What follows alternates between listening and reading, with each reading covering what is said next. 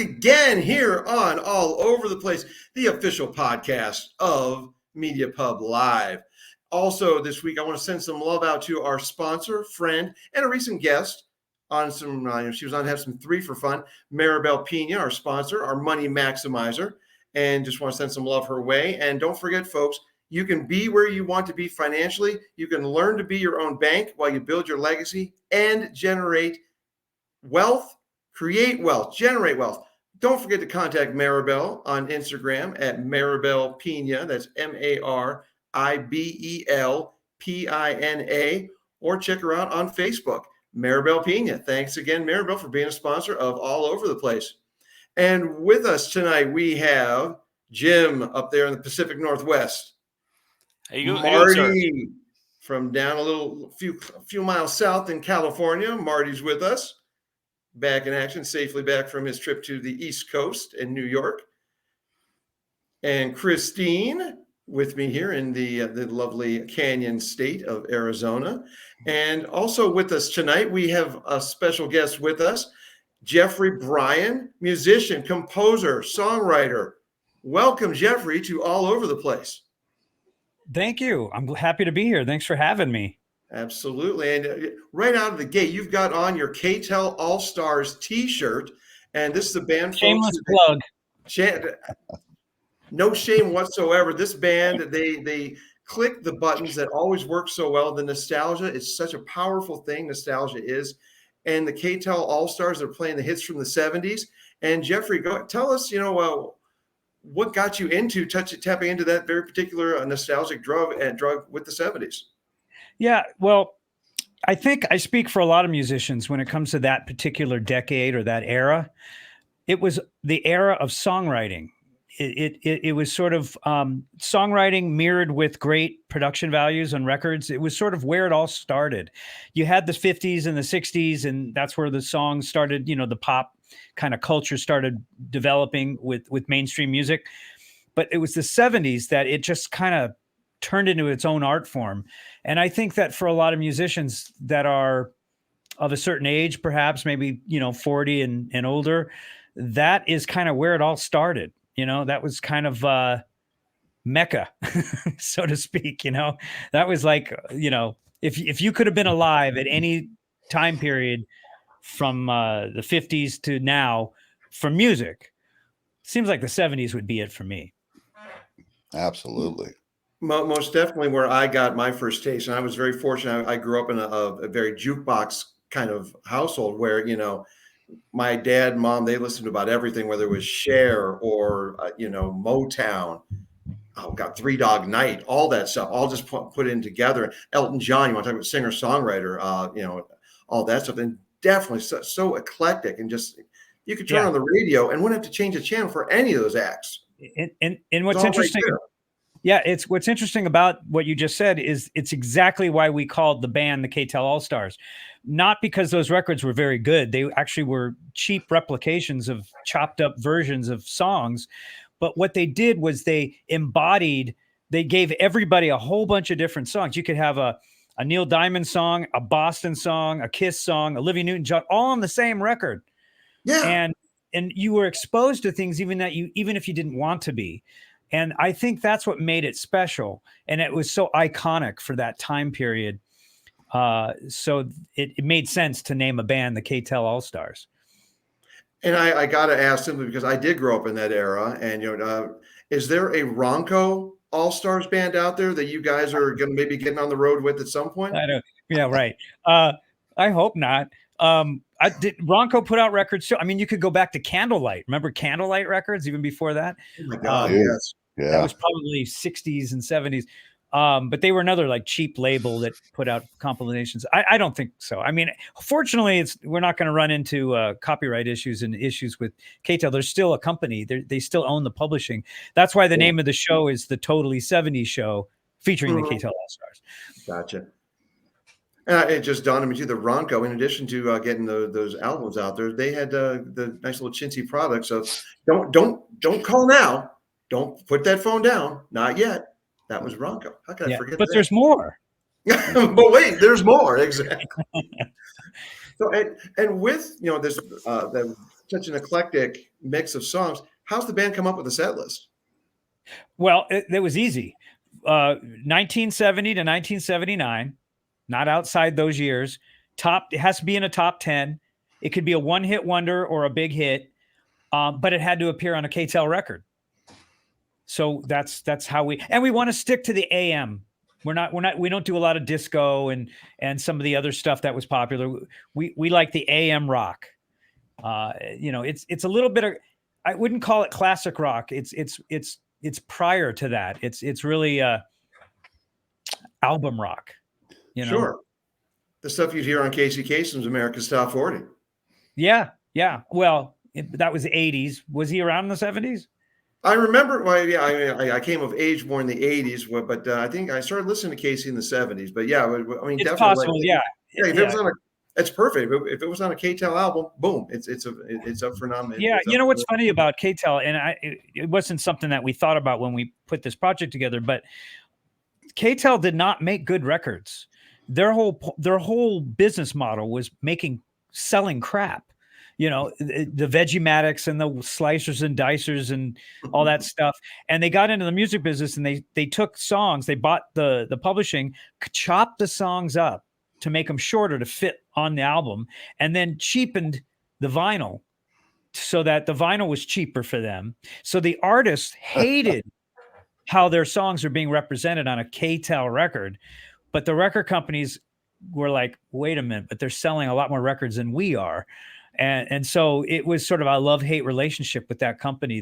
They kind of accidentally made themselves important, to the record industry. Well, I don't know if anyone noticed, they sort of invented streaming, Spotify. What do you mean? What do you do on Spotify? They were the Spotify playlists of the 70s. Back then you had the only other way to do it, and we're all guilty of this, is putting the cassette player on, waiting for your song to come on for the stupid DJ to shut up, and then hitting record, and then waiting for the next song you like, and then you got your mixtape. Mm-hmm. And curse at them when they cut the end of the song off. Yeah, or talked over it. Or talked over it, right? But K-Tel, I guess they somehow tapped into that business model. They knew that somehow there was a business for that, or a market for that, and they weren't wrong. Yeah, they definitely hit the sweet spot with the. It seems to me kind of like a pop rock. It was the Casey Kasem, the countdown type, but it was a little more rock. I noticed that, and this maybe you see a bump on your end. The Guardians of the Galaxy movies. Yep, those were mostly totally the pop rock type songs. It's funny. K-Tel gave artists of the 60s a resurgence, and they became more relevant when they put them on compilations in the 70s. Guardians of the Galaxy went ahead and took all those 70s songs and made them relevant again, 35, 40 years later. So it was a gift. Thank you. That's awesome. I'm sure that the original artists are happy about it too. Oh, I bet they are. Absolutely. Yeah. I mean, besides all of the marketing aspect of this, and it's kind of tongue in cheek, and it's a little, it's cute, but the truth is we absolutely love this music. And the thing is, we're passionate. We're pretty accomplished musicians, and we don't use backing tracks. We don't use any computers or extra trickery or anything to reproduce the songs. The whole point of it is that the band is traveled from the 70s to the time traveled to the present day to save rock and roll, to remind people of what it was like when people actually played their instruments. And so we don't play songs that we don't have instrumentation for. So you're not going to hear an Earth, Wind, and Fire song, not because we don't like it, but we don't have a horn section. So we're not going to try to put it on tracks. We're all 5 singers. We all sing lead, just the way they did in the 70s. And the last thing I'll say, and I'll shut up, is that in the recording studios back then, you had to play to get it on the record. You had to do it. In other words, now, you can record it and fix it later. You can, auto tune it, whatever you got to do. But back in those days, that wasn't an option. It wasn't even in their brain to understand how to do that. You had to learn the way to go about it was to play the instrument proficiently. So it created a different kind of musician than you see today. I'm not saying that there aren't good musicians or creative people. I'm just saying that it's evolved into something that you're not going to get again. It's a one time in history. And so we're kind of paying homage to that. We want to go back to showing people that playing live music and staying true to the records as much as possible can still be done. So how did you decide who was going to be in the band? Did you go out looking for guys to fit the suit, or did you how did you decide who's going to be each Well, person? I mean, first of all, I was approached by the guitar player and the bass player. So we know, in our circles of musicians, who do we know? Who would be interested in this? So that's where you start. But everybody that's in this band, we're around the same age, and so we have the same reference points. We were probably learning the same songs at the same time when we were kids. So that part of that conversation is easy. But everybody in the band had to be a fan of the 70s or that wouldn't work. So that was a prerequisite, and you had to be able to sing. So that kind of, you might know an incredible bass player, but if he wasn't willing to sing or couldn't sing, we probably wouldn't be asking him. We knew what we needed. So it kind of narrowed the field a little bit. Now, I want to jump back. You brought up auto-tune and said so indicative of so much today. And I'm not going to get off my nerdy lawn about it. especially about my loving music as much as I do, but a guy like Post Malone, very talented musician, talented guy, knows how to get a good pop song. But auto-tune, you think you go back to Peter Frampton, he didn't use that voice distorter the entire song. But I think a little bit at a time. I completely feel you, man, and I totally get where you're coming from, and I agree with you actually. Yeah. But here's really the issue here. It isn't so much that he's using auto-tune to make his records. That's really not the point. The point is that in the 70s, you would go to the record store because it was an event. Your band, your favorite band, or some band would come out, you go check it out. You get the record, you come home, you sit down, you'd smell it, you take it out of the cover, you'd look at the lyrics, you'd put the record on, you shut your eyes, and you'd listen to the damn music. And you'd be someplace. It would transport you somewhere. We don't live in that era anymore. And so, obviously, for obvious reasons, we have 1,000,001 distractions and other things that take precedence. And one negative, sad thing, perhaps I'll say, is that music is now what you listen to while you're doing other things. And it isn't a main event like it was at one time. And so getting back to the auto-tune, so when artists are changing their voice and modifying sounds and having computers come up with melodies instead of them sitting there and figuring them out, that isn't really indicative of them being poor artists. It's more indicative of the fact that it's not music that they're selling. They're selling a marketing. They're selling the whole a different package than it's not the music that's the most important thing. And that's not to say. I'm sorry. No, I believe Matt Dillon's character got it right in Singles. They're selling a lifestyle. Yeah. I mean, that's not really untrue in the 70s in the sense that, everyone tried to look and emulate, Zeppelin or their favorite band or whatever. But the difference is that in order to create that music, you had to have the skills to create it. So there took some kind of, you could walk into a recording studio with somebody and not know them, but know that they probably have spent 10,000 hours on their instrument, if you get my point. Nowadays, it's not so much that people don't or that won't, it's just that it's not really what's important anymore. And that I find a little sad, but it also has evolved. Music has evolved into something different. And we have to accept it. Well, one thing I do like about the resurgence of vinyl now, I think, I look at Christine and her three boys, kind of channeling them, going down to the record store, realizing it, like you said, it's an experience. You sit down, you look at the gatefold, you read the liner notes, you get to know a little bit more about your artist. And I'm glad that there are more and more artists every year deciding to release vinyl. And yeah, me too. Do you think maybe a pendulum even swinging back a little bit can help kids realize that music is something to be more experienced than just promoted and a lifestyle thing? Yes and no. I mean, the thing about the vinyl is they're putting the auto-tuned songs on vinyl. So Touche. yeah, you're still getting the same stuff. It's still on digital. Vinyl. Why are they putting on vinyl? Because they think they're going to sell more records because it's trendy. The reason for it to be on vinyl isn't for the reasons that you and I would have grown up with. So it's sort of it's been manipulated a little bit and evolved and changed. It's not the same, but it's in the right direction. Let's put it that way. Mm-hmm. The spirit of it is right. Just got to teach them going into a record store and just flipping through and finding something that you may not have been in your wheelhouse. Yeah. Baby steps. Well, the thing is, the internet, you can find anything under the sun.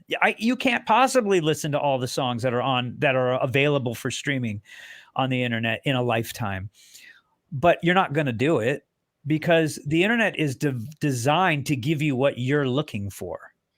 So if you're looking for, Post Malone, you're going to get artists in that ilk of that style.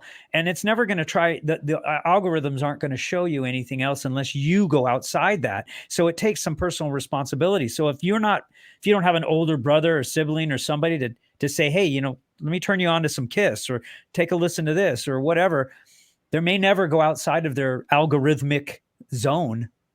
And that's problematic, if you want my opinion.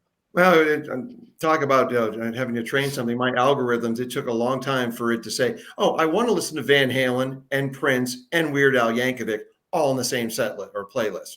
It takes patience. Yeah, and you got to have a lot of patience because it won't listen. It took 10 years. And don't forget Survivor, right?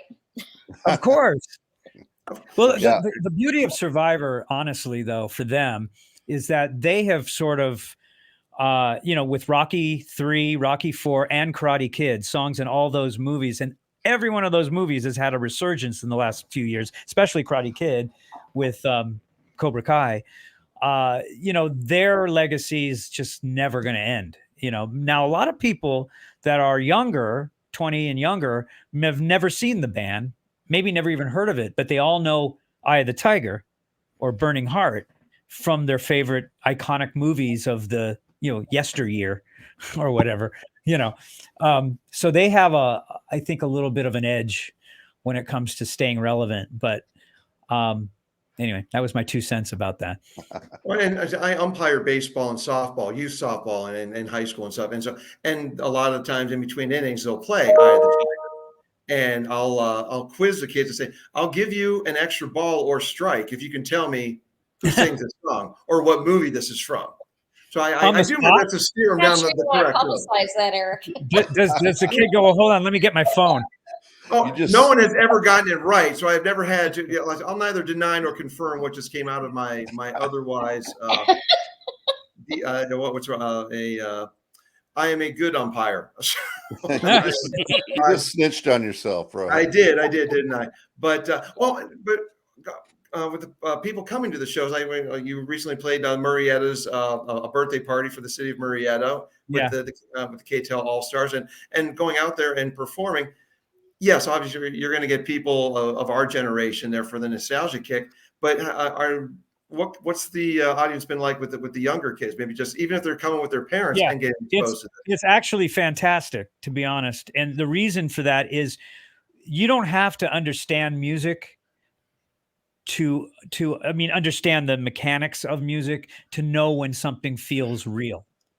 And they don't get a lot of that. You get a lot of computerized music because, you get a lot of people that are in recording studios at home that are using algorithms and AI to create their melodies and all kinds of things. And, that's understandable. I mean, it's at their disposal. I suppose we would have done the same thing if we were, if we had those opportunities. But at the end of the day, it doesn't, when they see people actually playing and they're hearing it like it sounds on the records that they've heard, they're like, wait, mind blown. What's going on here? And it shouldn't be that way, because in the 70s, they probably would have just sat there with their arms closed, like, yeah, whatever. We've seen this every day. Jeffrey, that's just the guitarist at the whiskey. We know that. Yeah, of course. But here's a good. Huh? They must have really. It must have been odd for a lot of these kids seeing you up there playing music. They're used to, this is what a musician, they're that's what they're used to seeing. Like, wait, there's a thing that makes that? How is that possible? Exactly. And here's an important distinction about our band is that we try to use the actual instruments from the era. And so, I mean, we're not using synthesizers, using synths, but we're not using things that they didn't have in the 70s. So you won't see laptops on the stage. In fact, we're not using backing tracks of any kind. So there's no need for computers.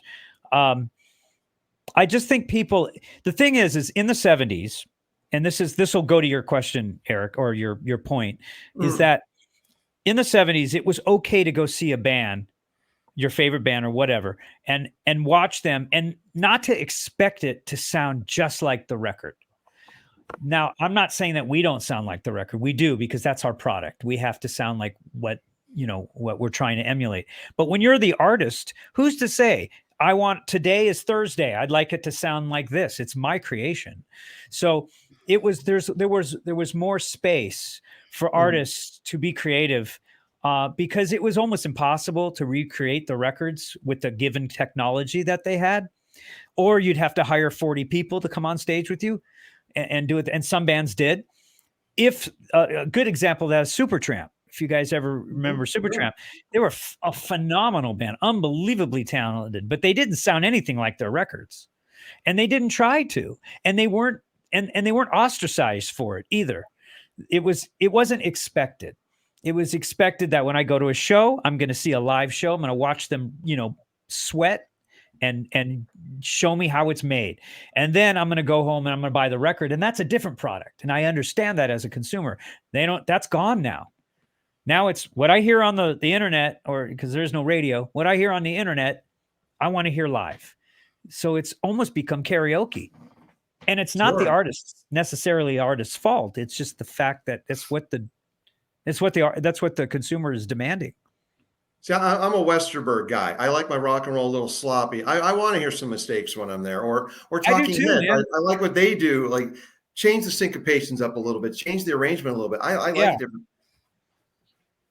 I agree with you. I mean, that's, to me, music is a contact sport. It's an interaction between you, the audience, and the band members, and it's an opportunity to create something together. I guess that's why Grateful Dead was so successful for so many years. They're the extreme. I wasn't a huge fan because it was almost a little too eclectic. But never played it the same twice. There you go. I mean, they're a living example of art, being created on the spot. And I'm not saying that that's necessary for songs of today, but there should be. I think it would be nice to see a little more of that. And I think that when people do see it, they embrace it, because it's like, wow, I can't do that. I haven't seen that before. When to me, it's a regular Saturday night, And something that kids from today don't see a lot of in today's musical climate. And Jeffrey, could you do me a favor and duck your head down just a little bit? Because the keytar. I want people to see the keytar in the background. Exactly. Yeah. That's, and what I love about it, and watching your clips, you guys are up there having fun. And I tell kids all the time, look at that. If you can't have fun playing baseball, I don't want to talk to you. If you can't have fun up on stage, I don't want to talk to you. Music is fun. And how can't you have fun with a keytar in your hand? Oh, you can't play it without smiling. Well, I wish I could use the keytar in the K-Tel All-Stars, but I can't. They didn't have them in the 70s. I thought the closest one was early 80s. What's his face? Gary Newman or no, that's 80s. Howard Jones. No, well, Howard Jones was 80s, but Frankenstein. My brain. Huh? Edgar Winter. Edgar Winter, of course. I couldn't think of his name. He kind of took a keyboard that he strapped around him and got on stage with, and that was the beginning of the keytar. Yeah. But they didn't manufacture them then. They were not things people use. So I got to be true to our brand. I can't use it. So that's a Survivor only, or your personal shows kind of instrument. Right. Okay. Other shows. Certainly the 80s. The 80s, it was all about. It's interesting. The 70s was about hardware. Was about electromechanical instruments like the Rhodes, the Wurlitzer, the Hammond guitar. Mm-hmm. The 80s were about synthesizers and still kind of hardware, keytars, lots of keyboards. In the 90s kind of went back to grunge, but then when we get back to the era now, it's all about software. Yeah, plugins, stuff that's supposed to emulate the real thing. I mean, we're kind of living in a fake world right now. That's kind of. I'm trying. Well, I mean, I don't want to sound like get off my lawn guy, because that's not really where I'm at. I try to evolve with the times. I try to stay up, to stay relevant. But the truth is that when you've been to the other side, it's hard to look at this and not laugh. In some cases. Agree. So, well, God bless Dave Grohl for still using analog, and like Wolfgang Van Halen. I love that he plays all of his stuff, and I love that he's using Eddie's Frankenstein on the latest album. He was taught by the best, Yeah, having Eddie and Alex in your family tree, that doesn't hurt, does it? No, of course not. Now, it is a shame that they are the exception to the rule. And I thought Foo Fighters would be it. I'm like, that's it. That was the last big rock band. Like real rock Thank you, Wolfie. Thank you for going up. Yeah. I mean, I can name some artists of today that are Dirty Honey brings back a lot of those good 70s memories. Yeah, I mean, there's plenty of people that are doing great stuff and in ways that might lead us to feel like they were from a different era. But the mainstream is not really, the majority of people, the lowest common denominator. I mean, it's going to be, synthesizers and samplers and tracks and auto-tune and yuck. Yeah, for sure. Yeah. And back to the Foo Fighters and the Mammoth thing. And what I mean by the last rock band, the last rock stars, because there's plenty of rock bands out there that are fantastic, but these are like the last few that can fill a stadium, so to speak, and because Metallica is getting old, and they can only. I know. Pretty soon they're going to feel like the Stones to us. It's a shame, really, because record companies kind of lost they lost their way back when the internet got a hold. They didn't understand it, and they didn't embrace that technology like they should have, and now they're just banks. They don't develop talent. That's what they did at one time. And so they don't train the listener to enjoy the record, the album. There's no more albums anymore. It's just songs. It's streams. Here's a song on Spotify. Here's another song. My album is dropping. What does that mean? You're going to put 5 or 6 songs on Spotify? It's not the same. It used to be when an album dropped, it was, you'd buy the record and you'd get all these songs. Maybe you only liked one song at the end of it, and maybe you wouldn't buy another one, but at least it was a concept. It was an entire, you go to a movie. Can you imagine going to a movie like Star Wars? You're wearing a Star Wars shirt there, Jim. Like you go to Star Wars and I'm only interested in Darth Vader. So I'm only going to watch the scenes with Darth Vader in it. And thanks to YouTube, you now can do that. Yeah. Exactly. Some people would do that. We're living in some bizarro world right now. I'll tell you. We've become narrowcasted ever since the mid 80s, when you could turn on and, Tina Turner and Bryan Adams and Van Halen and Prince and Springsteen without changing the channel. But like I said, you roll with the times, and you make your own playlist now. Right. And if we keep going on this trajectory, we're gonna have to rename this to "Get Off My Lawn" podcast. I'm kind of liking it. Place, except for you damn kids. It would be a more accurate title, to be fair. Let me ask you a question. Sure. So I was listening to some of your stuff, and Christine sent me a link to you guys were doing a gig, and you were singing Magic. And that song, I mean, you got to be. I know singing is kind of where you started all this, but you got to go tenor to soprano in that song. I mean, there's a big range there. Yeah, I got to give Larry Hampton, the guitar player in that band, credit for forcing me to sing it in the original key. We talked about it, and I said, let's just bring it down to F. It's in G, and he's like, you can do it, and he's right. I can. There are some nights I can't, but that was a good night, the one you saw.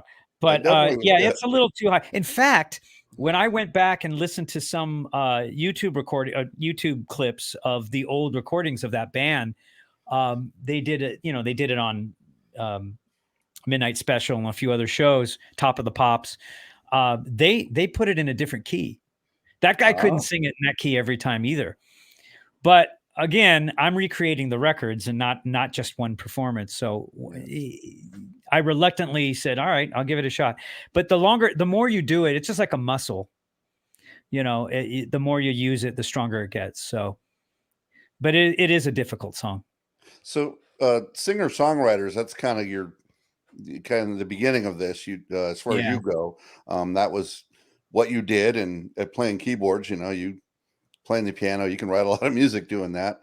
Some of the guys, I mean, I've heard a couple of other interviews. I was wondering, can you do Michael McDonald? Can you do his songs? I mean, can I sing his songs? You mean? Well, yeah. There's guys that can sing Michael McDonald better than me. That whole thing. He's got that whole blue-eyed soul kind of thing going on. He's an amazing artist, amazing talent, and amazing freaking keyboard player. I mean, he blows the doors off of many guys, including myself. And he's just one of those guys that came up in the 60s and the 70s and just knew his shit. I don't know what to say. He's another hero of mine, of course. Yeah. And we mentioned Post Malone. He's a great songwriter, but he's not a great singer. So they got to crank up that auto-tune. I kind of see where you're going with that, and I kind of agree. But I will say that you could argue, and you call me crazy, you could say that Bob Dylan's a shitty singer. I would. I mean, but there's an argument. Easily say that. And there's the whole point of music, the whole point of creating a painting or a movie or a podcast is to communicate. That's all it really is. And if I write a song and I'm communicating a certain feeling or a certain emotion or a certain idea that I want the listener to interact with, then my voice, the way I sound and how I put it together is all part of, is like every scene in the movie. They're all important. So you can't really look at something and say, well, he's not a great singer, but for some reason that song works. It works because of all the elements in it. And depending on the time period we're in, if you just look at the 70s versus, like Post Malone now in today's world, he's singing to the audience that he needs to sing to in his way. That audience may not have had the same, he may not be the same artist if this was 30 years ago. He may be a very good artist then. He just may not have been able to communicate his art in the same way. So sure. You got to look at it more like that. And I think you can look at it. You can have preferences though, and you can say, "Hey, I'd rather hear a guy belt out a song like Steve Perry than a guy, mumble through it." But that's a personal preference. And I think I misspoke when I say not a great singer. He doesn't have a great voice, because I heard him do "Better Man" just just him and the guy playing guitar, and it blew me away. So he's a good singer. He just doesn't have a great voice. Yeah. So I misspoke. Marty, he nailed a Pearl Jam song? Yes. Wow, cool. It was amazing. Okay. Smoking a cigarette. I like the work he did with Ozzy. I mean, again, I don't want to feel like it where it's a Post Malone bash. To me, it's more like like we talked about. It's overusing a device instead of just using it for nuance. But but Jeffrey, what I liked about you go to your site and like I'm using the word eclectic a lot tonight because that's how we grew up. This is the sum of all the parts. But you do covers by ELO, John Prine, Thomas Dolby, Harry Connick, Keith Urban, and Sting. And so when you're writing your original music, I mean, do you ever just want to tap into, I want to go with, like, how do you get into a headspace when you're writing your original music? Well, it depends on what you're writing it for and why I'm writing. If I'm writing for me personally, I find writing for me personally, my own voice, the hardest because, there's nothing to pull from. It's you, so you've got to be in touch with whatever it is that you're really wanting to say. It takes me a lot longer. Like if you said, Jeff, write me a Jeff album, it would take me a lot longer than if you said, hey, write me an album that sounds a little bit like Sting and a little bit of like Pink Floyd or something, you know what I mean? So how do I get, I'm not answering your question. That's how I'm doing this. So I think the question was, where do I get my inspiration? Is that? Well, how do you, just getting into a headspace when you sit down to write a song, does it come to you? I guess I'll narrow it down a little bit or more specific. Like from a keyboard standpoint, do you grab a guitar? Do you go on a synthesizer? Yeah, it just depends on what you're trying to go for. You pick up a particular instrument. Yeah, I always lean toward piano because I'm a piano player. But I also play guitar. It depends. I was writing a bunch of country songs with a co-writer earlier this year for publishing, and I wrote them all on guitar because I wanted to start from a position of, a guitar vibe, acoustic kind of guitar feeling. So I didn't even bother to attempt it on piano. Maybe it would have been great on piano, but that's why I went there. But generally, if you look around, you'll see, I mean, this is just one room in the house. Every room has an instrument in it, and that's not an accident. It's just, I like instruments. I have my grand piano in the gallery, and I find myself I can't seem to walk past it without just sitting down and just kind of playing a few notes. There's something very relaxing and centering when I sit down and just play, just play the piano and not think. And I think that you make your best stuff when you're not thinking, or I should say, let's clarify that, when you're not trying to think. Free the mind and the rest will follow. I think. Yeah, right. And Vogue, right? But 90s DJ, guilty as charged. But that's a really, that's a very poignant statement. It's true. It's just allowing yourself some space to not know what to do, and allowing, Or you wake up like you're McCartney or Keith Richards, and you need to have an instrument right there to hit what you're dreaming about. Sometimes that happens. Yeah. For me, it's a little different. I'm not on tour and I don't have big records selling right now. And there's no pressure from a record company to come up with the next big single. I could imagine having that pressure and then waking up from a dream going, holy shit, I got to get this down. For me, it's a little more relaxed. The projects I do are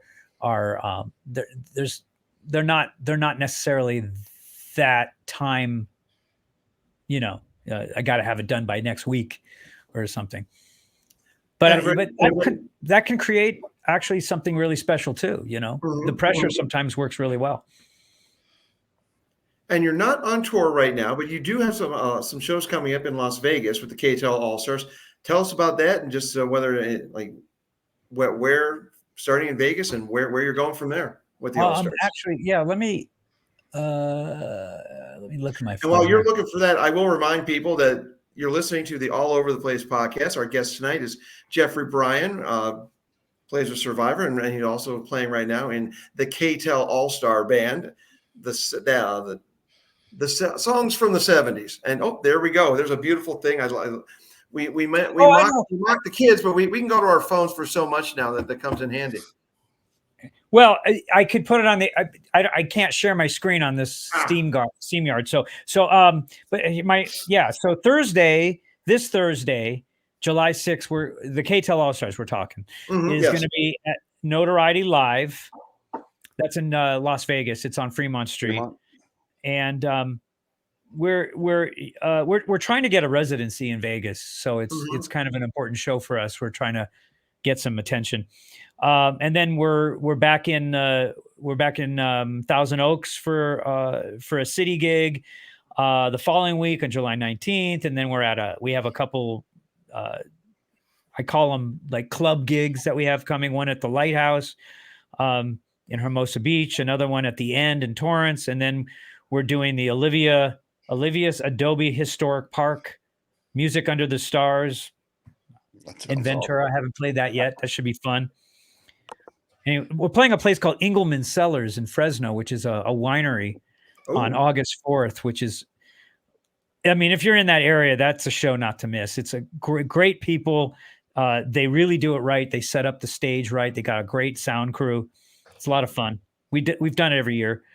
We're at the Mariposa Amphitheater on August 5th in Apple Valley for a giant car show charity event.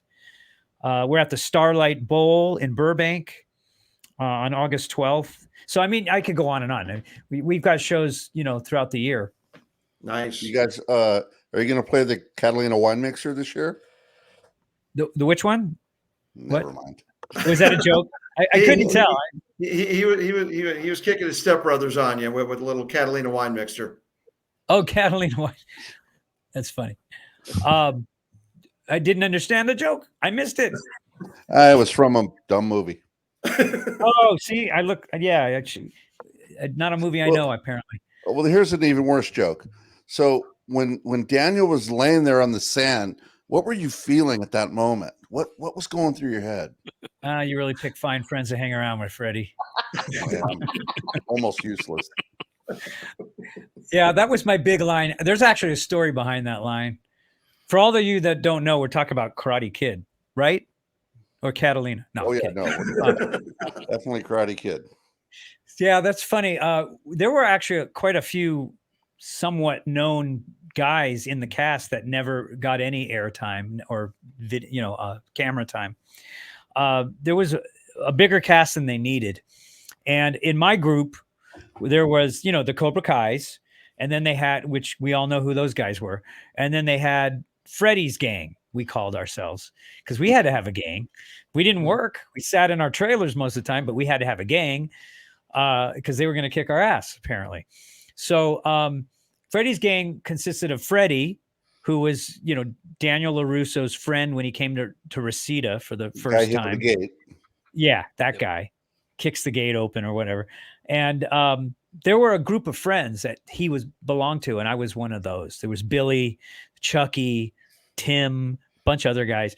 And each one of these guys, Chucky was Frankie Avalon Jr. Yeah, I know. Wow. Tom Fridley was one of those guys, and he was John Travolta's nephew. So they had a lot of people that were like in the biz, but weren't really well known. So it was kind of like a gang. It was called the Nepotism Gang, absolutely. But not me. I didn't know anyone. I didn't have any famous family. But you earned your spot. You earned it. Yeah, right. Yeah, I earned my one line.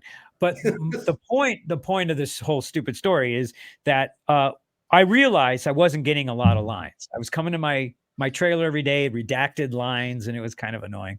So I was like, all right, I had one line left in the scene that day, and it was John Avildsen is the director. And John Avildsen, if you don't know, was the original director for Rocky 1. Rocky, yeah. He's the guy that invented the Steadicam.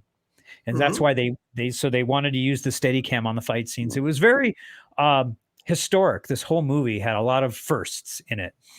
And so we get up to the shoot day, and we're shooting on Leo Carrillo Beach up near Santa Barbara. It's nighttime shoot.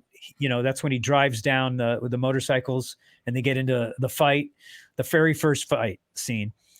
And my line is, hey, you really pick fine friends to hang around with, Freddie. Now, all I had to do was say, you really pick fine friends to hang around with, Freddie, and kick some sand in them and walk away.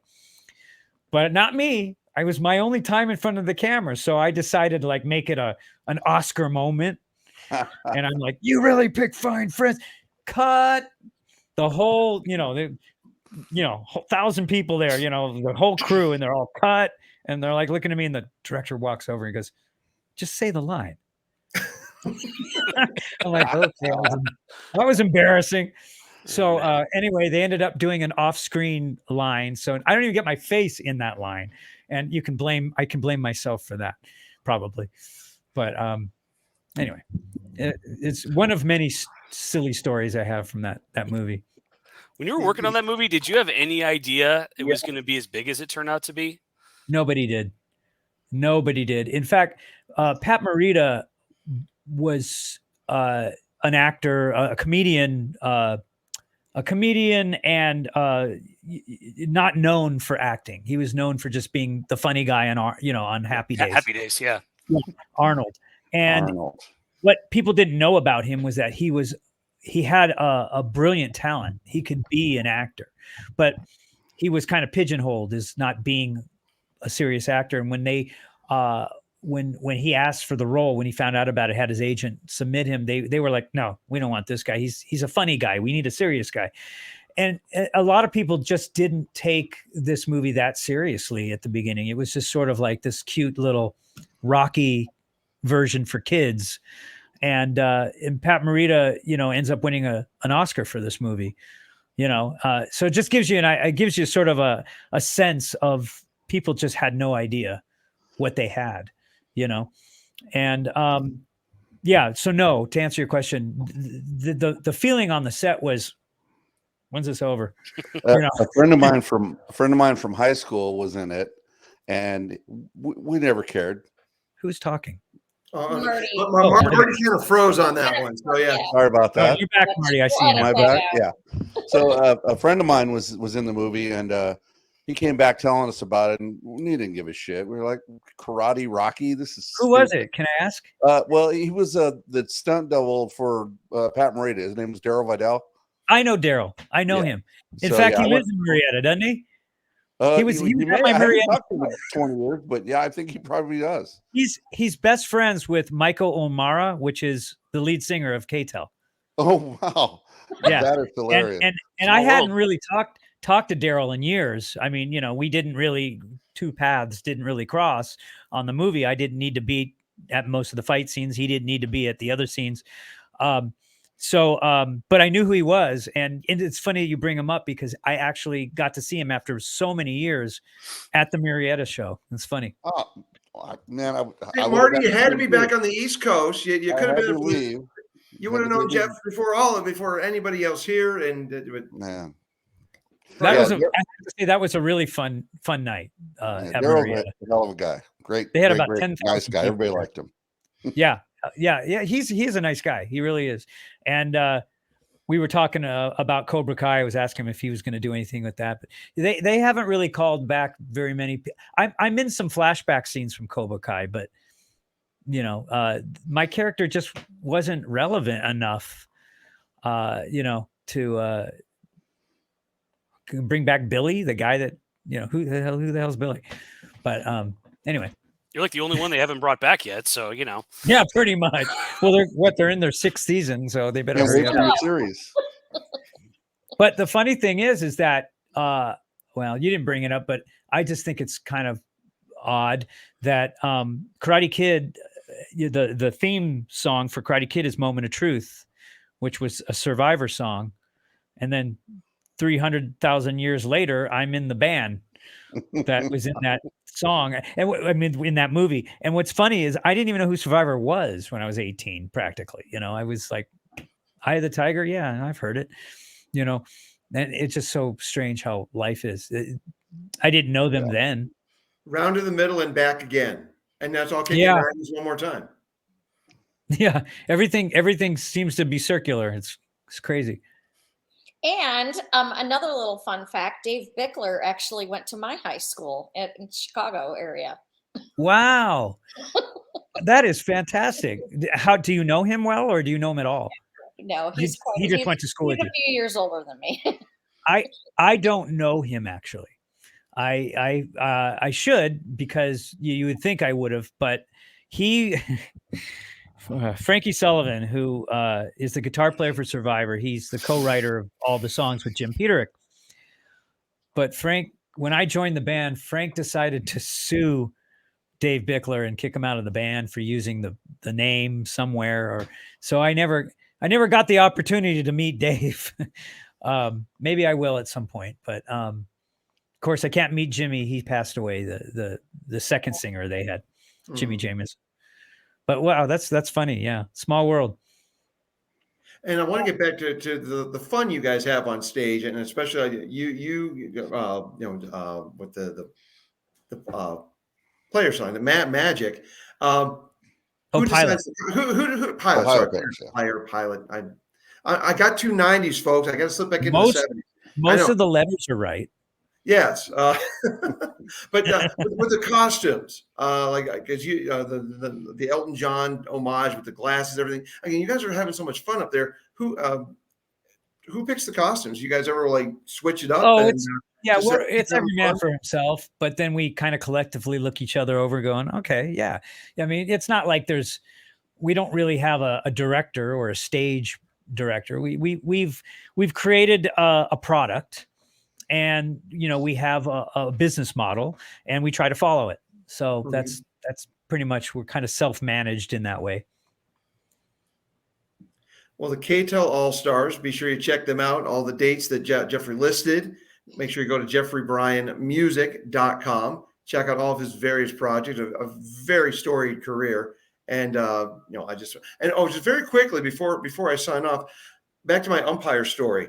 I tell the kids, I will consider giving you an extra ball or strike. I feel like you're hedging. Professional Catholic folks, I can rationalize anything. Yeah, you're reasonable. See, you're reasonable. I've got integrity, but I give them the opportunity to impress me with their knowledge. So. But Eric, we can't sign off. Jim and Christine haven't said much at all. I did. I feel like I hogged everything. But you're a lot more interesting anyway. No, I get that, but still, I mean, I would have liked to talk to Jim. I'm sure he's very interesting, and Christine, and, you know. Well, Jim, we're all over the place. There really are no rules, and you know, some days are more plentiful than others, and we round robin it and see where the wheel takes us. That's cool. Jim is our resident movie. I enjoyed talking to all of you. Jim's the movie guy. He's our expert in movies. That's why I had to wait and find out about Karate Kid. And Marty and I are the music guys, and Christine is as well. I could talk to you about that movie for another 3 hours, but I'm not going to go there. If you wanna talk about the Karate Kid another time, I've got tons of info that you'd probably be interested in as a movie guy. I mean, there's so many cool things about that movie that a lot of people don't know. See, I'm glad you brought this up with Avildsen and the Steadicam. I forgot about that. That was one of the early ones with that. So, well, it's not really a surprise that a lot of the people that worked on Karate Kid were part of the Rocky, that whole camp. Jerry Weintraub produced it, and he passed away, unfortunately, 10 years ago or so. But he was also the Rocky producer. He was, he was Karate Kid, and he kind of corralled them all. Scotty Brothers Records, which had Survivor, was the same record company that they used. That's why they pulled them from. And so there were a lot of similarities. I think, I didn't speak to them about this, but I think it was pretty obvious that they were trying to make the Rocky for Kids version of that formula. And I think they were pretty successful, in retrospect. But there's a lot of that. You'll see that if you look closely, there's a lot of these very similarities to how they made Rocky. They wanted to follow that whole business model, so to speak. Mhm. And popularize martial arts. Huh? And popularize martial arts. Well, they did that for sure. Definitely succeeded at that. Yeah. And for some reason, I don't, you have kids, right, Christine? You say you had 2 kids. I don't know. Were they into the martial arts when no, but so many kids love that, the old Bruce Lee movies, and then this took it to wait, you mean we can do that? And so I think there was this sort of humanizing of martial arts that wasn't just for ninjas and superheroes, which I think kind of made it more likable for kids, and they ate it up. You're right, though. It totally invigorized the entire martial arts. If you were in the martial arts industry, you had a career forever after that movie. Well, my mileage certainly varies, but I don't know if we really need a Gymkata, but some people like it. I'll let that one can survive on its own. And well, Jim, is your son a Cobra Kai fan? He's seen the Karate Kid movies. I think he's still young for Cobra Kai.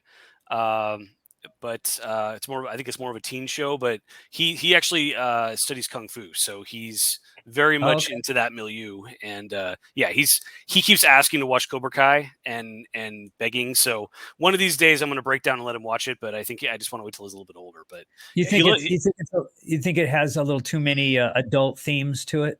Yeah, I mean, I think he's 12. But I think it's more of a teen show. So I think in a couple of years he'll probably be just right for it, but just not quite there yet. But he's a huge fan of those kind of movies. He loves Karate Kid movies. I showed him to him when he was like 8, and he just loved it. It's all that stuff's right up his alley. So Jim, I suppose that's the benefit of my youngest being the youngest of 3 boys. He's 11 and he's already seen. He's crazy about Cobra Kai. Loves it. I can imagine. Yeah. I mean, it's like high school, Yeah. Yep. I'm surprised that they were able to carry it on for six seasons, but people are just eating it up. They love it. I mean, when it first started, it was like heavy on the nostalgia, and I know that's how I first got into it, was because the nostalgia with Billy Zabka and Ralph Macchio. It was cool to see them on screen again, and all the flashbacks to when we were teenagers growing up. And then with my boys, we're in the what's Will Smith's son's name? That version of Karate Kid that they did. Jaden. The Jaden Smith Karate Kid my sons got into and enjoyed that one. That was more their age group, but it just kind of turned into this timeless, thing. I know, and it just never quits. Generation after generation have just loved this movie. Yep. And one thing I'll tell you is, if this was 1983 and we were interviewing me about the movie because I'm in the movie, I'd be telling you I'm trying to get on my contract. I got to get out of this thing. Seriously, because I was stuck there and I was under contract and I could not go out on any other shows during my contract. I was on call and I was being paid handsomely, but it wasn't to an 18-year-old or a 17-year-old at the time. It wasn't that much money, and it wasn't like I cared about money. I was still living at home, so I was like, I want to work, or I want to do something. And Jeffrey, at that point, were you like really trying to track on an acting career, or because you were in music, like on the Mel Griffith show at 15, right? So yeah. Well, I wasn't trying to be an actor, but when I got Hot Moves, which was a feature film, which I was in before Karate Kid, and there was a couple walk-ons I did on some TV shows, and it looked like I could actually do this. And I didn't know how to act. I never went to school for acting. I never liked acting classes in school, in high school. It wasn't something I dreamt about. It wasn't something I thought about. I thought about making records. I didn't think about acting. So it wasn't really something that I was passionate about, but I thought it might be a way into the industry.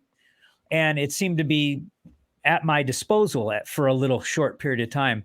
But after Karate Kid and a few other, maybe another year, I couldn't get another. I was just wasting my time. I couldn't get any work. The environment changed a little bit too. Porky's and Fast Times at Ridgemont High, and some of these other coming of age movies were sort of kind of jumped the shark, so to speak. They've already kind of peaked, and they were moving on to other things. And it wasn't getting the roles. I wasn't getting any jobs. And I was like, wait, I'm neglecting my music. And so I kind of switched gears back to music, and I never really left music. I just made a concerted effort to get back on track, so to speak. Good choice. What got you on that track? Because Christy mentioned you're on Merv Griffin when you were 15, but when did the performance bug bite? And like, who were some of the guys that jumped out at you, whether it was guitarist or keyboard or just what musically got that bug bit? Well, actually, Christine kind of nailed it. It was Merv Griffin's show. Mm-hmm. What happened was the Too Short for Primetime Players was a variety show that I was in, and I wrote songs for. I was probably 16, and I was the oldest. And they had these shows. One was at the Laugh Stop in the Valley, and the other one was at the Roxy on Sunset.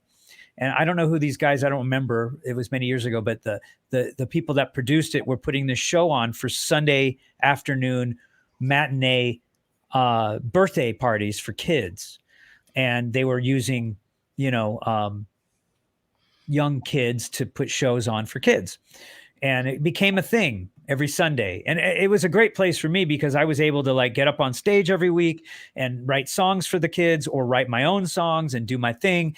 And I learned so much just by doing. It was like fantasy camp. It was like I was getting to do something that felt professional. I wasn't paid for it, but it gave me sort of my it gave me a sense of a foundation to build on. And so it became popular, and we started to get the interest of like Ion LA and news channels, and that got the attention of someone at Channel 11. I don't think it was Fox at the time. KTTV. Mm-hmm. I think there was no Fox, actually, come to think of it. And Merv Griffin, which was, if for anyone that doesn't know, Merv Griffin was like the Johnny Carson or, daytime Johnny. He and Mike Douglas. That you wanted to get Mike on. Mike Douglas. Yeah, I didn't want to complete. I've already dated myself enough. We've dated ourselves. Let's dive completely in the deep end. We'll go back to the Dinah Shore show. All right. Oh my God. Right, Dinah Shore. Yeah. I'm old, folks. I'm older than some people, younger than us. So anyway, writing at 15, 16, you're writing music? Oh yeah, I was writing full songs. Wow. I was recording them. I convinced my dad to buy me a 4-track Tascam cassette 4-track. Nice. And it would record 2 tracks on one side, you flip it over, record 2 more tracks, and you'd have a 4-track player. And I got a little reverb unit in my guitar and a drum machine, a little Y10, a YR10, a little $50 Yamaha drum machine, and I was making records. You were really high tech when you were hitting record on KLOS and KMET to get those songs. I was. Well, see, here's the thing, and this is why I'm a little bit. I understand the younger generation today embracing sampling and embracing hard drive in sampling and various plugins and modeling, because hell I would have grabbed it too, if it was there. So I get it. The thing that worries me is that, and I don't want to get back into this, but it just worries me a little bit that the tools that we have now are so good that they almost don't need you anymore, and when AI gets involved, I don't know, I guess we'll all be consumers then. I don't know. But anyway, the theme song, Eric, he was going to have someone do it, and I didn't know anything about any of it. But I downloaded Cakewalk. I'm sure you've heard of it. Oh yeah, I still use Cakewalk. I like it. And I got a little digital digital job here for $100, and I plugged my guitar in. An interface. You're talking about an audio interface. Yeah, digital interface. And I went at it. And my dad, he passed away. He left me 12 guitars, so I got a whole room full here. Wow. But the tools at hand, it's free software. Yeah. And I went in there, and it's not great, but I mean, it worked. It made me sound like I could actually do something. Right. Shocking. From that perspective, Marty, that in itself is a good thing, because it gives you a good impression that maybe I can be creative with this tool. And that you want to encourage that. That to me that's perfect. It just worries me that when people grab AI and tools that are modeling things that are now replacing your creativity, that's where I have to get a little nervous, But to answer your question, Eric, I'll just want to finish the question that Christine brought up. So it was Merv Griffin, and they came to Merv Griffin to, I did the Merv Griffin show for that show I was in, and an agent saw me and said, "Hey, I should get you acting roles." And I was like, "Huh?" And that's how that kind of happened.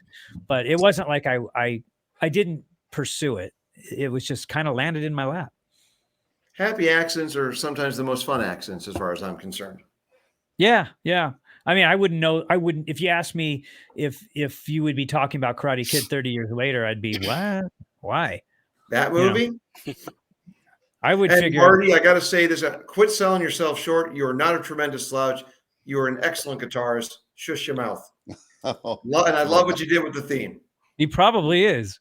Hey, you wrote it, so I wrote laid down some bar chords and add a little reverb and sprinkled some. So I have a question. Hold on, I got a question here. So you're Eric. You're in Seattle. No, I'm in Seattle. I'm in Phoenix. You're I in spent Phoenix, 21 years. I lived in LA for 21 years, and Marty's down in Marietta. Okay, so you guys are hundreds of miles apart. So did you guys send each other stems and tracks? Yeah, I recorded it very chintzy on my Squire practice amp. And click track? What's that? Oh, I thought maybe you recorded parts and sent it to him. Okay. Oh, no, I sent him the bare bone. I sent him the melody, and I played the a minute-long version of it. But it's just a very simple chord structure that, you can hear, what was it, Scorpions in there, Marty? A little lift of Rock You Like a Hurricane's in there. But if you listen closely enough, but no, it's just a little melody I wrote. I like it because it's original. You know what I mean? You're not going to hear it on somebody else's podcast. And then I think I've asked our producer to click this one in at the end. And so, I mean, it's is it the one I heard at the beginning? No, that's okay. That's a generic StreamYard one. So no, I had nothing to do with that one. But nor did Marty. Mine probably doesn't sound that good. I don't know what you guys are talking about. I thought you were talking about what I heard when we started the show. No, actually, we're I think as Christine mentioned, we're playing it. So I think when we finally do the sign off, I'll play a few chords. Well, I gotta hold my opinion. I obviously don't know what I'm talking about. You know what? This is all over. Whenever you're ready, we can wrap Go for it. All right. In 5, 4, 3, 2, we'll just be quiet for 58 seconds? Yeah, I think it's about the length of it. Yeah. So I'm not sure if this has the voiceover in it or not, but we'll just play it for a bit and see. Well, should I try it from my computer and just play the straight up? It's better if you play it through the platform. I'll be quiet. We can edit. Yeah. This is why I'm a co-producer, not the producer. Take it away, Christine. Yeah. I prefer it better when it's not live reaction by an actual musician. That's what I prefer. Well, Marty, you like those YouTube videos where it's like people reacting to songs? The kids reacting to songs. This is going to be hilarious. Okay, you ready? I'm hitting mute.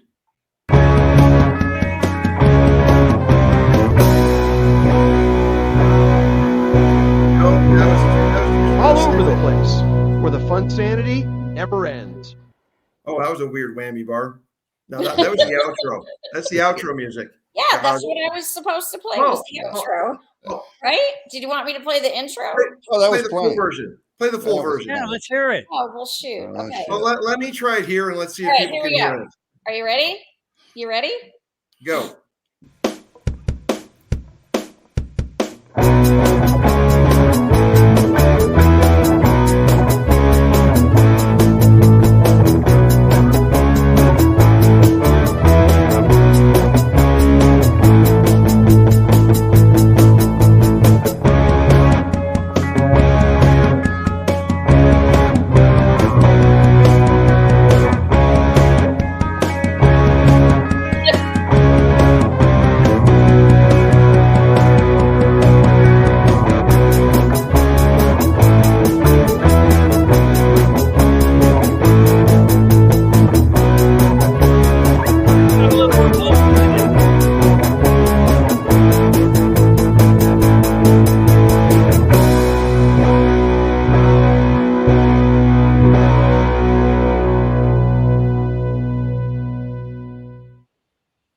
It's not bad.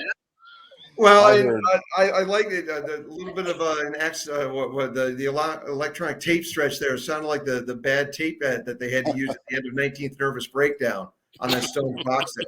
Just a 19th Nervous Breakdown. I'll tell you what, all I could hear was the mistakes. Every part I didn't like that because I rushed through it at the end to get it done. All I hear is the mistakes. Yeah, people don't really hear that. I mean, No, you do. If that's all they're listening to, then they're not even paying attention to what they should be. By the way, Marty, I love it. When I'm editing the show, I hear that song 1,000,001 times, and I never get sick of it. Awesome job. Oh, well, you wrote it. Let me just show you the amazing drum kit I played that on. You have a V kit? Yeah. Is that a V kit? Yeah. A Roland V kit? No, it's a knockoff. I couldn't see it, so I mean, I saw Chinese knockoff. Simmons. Oh, the Simmons. Yeah, that's cool. It's. I mean, what are your samples? What samples are you triggering? Where are you getting your samples? Are they come from the drums themselves? Yeah. You should try if you get Superior Drummer. Have you heard of that? No. Superior Drummer? Yeah, Superior Drummer. It's made by a company called Easy Drummer. But they have a professional version called Superior Drummer. And sounds much better. You'd be amazed. It's great. You can use Cakewalk and you set it up as a plugin, and you send all your triggers to each MIDI channel, and you can choose your kits. I mean, it's pretty badass, and you can pick the actual kit. You can mix and match kits, and you can. I mean, it gets very micro. You could go down and stretch the heads and change the. I mean, if you were a drummer, you could get really nerdy about it. Right. Yeah, I did notice that in Cakewalk there's lots of kits you can choose, and then they have their own. And then you can just kind of lay it down. Yeah, as a virtual instrument. That works okay too. But I actually played that. No, I'm saying I'm saying you can trigger these plugins. You can trigger those too. Oh, yeah. The whole point is that you could try to create an environment that you like on with your effects, and then trigger them, with MIDI. Right. And so you're not stuck to using some of the samples that you get with the Simmons kit. Yeah. That sounds excellent. Suggestion. Yeah, thank you. Yeah, I mean, you could have so much fun. To the next level, Marty. Hey. There you go. Well, let's not forget to do our promo, Jeff, if you're up for it. Real quick, Eric, do you want to? Well, yeah. Actually, before we go, folks, we just as we record this, we have reached. It was a year ago tomorrow where we recorded our first All Over the Place, and it was a tribute to my dear friend Kendra McGowan, who had recently passed away. And actually, Kendra was a Marietta resident. Now I think about it, here we are a year later. We are growing leaps and bounds. I want to thank Jim and Marty and Christine came on board about halfway through this little re-entry into the podcast world. And I could not be more grateful for all of it. And Jeffrey Bryan, I definitely thank you for being the first show of our second season, so to speak. And I had a ball tonight. I mean, talking music, talking movies, and God, we could go on forever with all this stuff. And thank you for bearing with and listening to our little ditty there, our theme. I liked it. With warps and all. Thank you. I humbly thank you on that one. And but yeah, we're looking forward to a growing even more in the second year. And we are global. I'm not sure if we've mentioned this before or how much I've mentioned on the show, but the last 2 months we have really taken off with some awesome guests, and our threefers are taking off. And we're not as huge in Europe as Citizen Dick was in singles in Belgium, but we are. But we're in South America. We are in Australia and Europe, all over the place. And the United States are only 5, and I can't 5. There we go. Although my backdrop. I won't mention what states they are, but we are going to conquer those 5 states in the coming year. And I'm just excited for where the show has been so far in the first year. And second year is going to keep just getting better and better. And Jeffrey Bryan, we thank you for being our first guest of year number 2. Wow. You're all Outstanding guest. One of my favorites. Good luck to you guys. That's an achievement. That's great. Thank you. And don't be sure to check out Jeffrey Bryan at his site, jeffreybryanmusic.com. And you're in Vegas and any of the places that he mentioned earlier, be sure to go to the site and check out the K-Tel All-Stars Band, a 70s experience that you're going to dig. And yeah, thanks everybody again, Jim, Marty, Christine, for being here on All Over the Place. Mach 2, year 2. Woo!